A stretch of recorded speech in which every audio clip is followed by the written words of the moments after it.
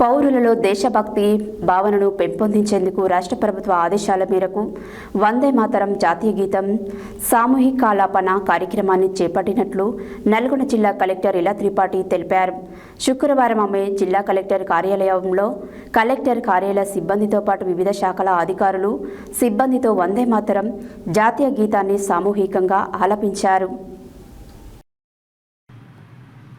పౌరులలో దేశభక్తి భావనను పెంపొందించేందుకు రాష్ట్ర ప్రభుత్వ ఆదేశాల మేరకు వందే మాతర జాతీయ గీతం సామూహిక ఆలాపన కార్యక్రమాన్ని చేపట్టినట్లు నల్గొండ జిల్లా కలెక్టర్ ఇలా త్రిపాఠి తెలిపారు.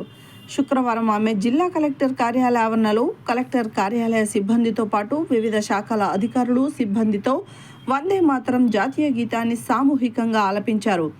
ఈ సందర్భంగా నల్గొండ జిల్లా కలెక్టర్ మాట్లాడుతూ బకింగ్ చంద్ర చటర్జీ వందే మాతర గీతాన్ని రచించి 150 సంవత్సరాలు పూర్తవుతున్న సందర్భాన్ని పురస్కరించుకొని వందే మాతర జాతీయ గీతాన్ని సామూహికంగా ఆలపించే కార్యక్రమాన్ని చేపట్టినట్లు తెలిపారు.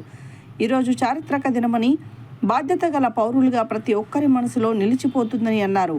వందే మాతర గీతానికి మరోసారి దేశవ్యాప్తంగా ఒక గుర్తింపు రావడానికి ఇది మంచి అవకాశమని అన్నారు.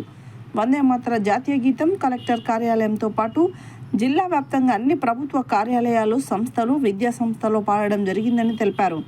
జాతి, మత, కుల, ప్రాంతీయ భావన లేకుండా దేశానికి మంచి గుర్తింపు వచ్చేలా వందే మాతర జాతీయ గీతం సామూహిక ఆలాపన ఉపయోగపడుతుందన్నారు.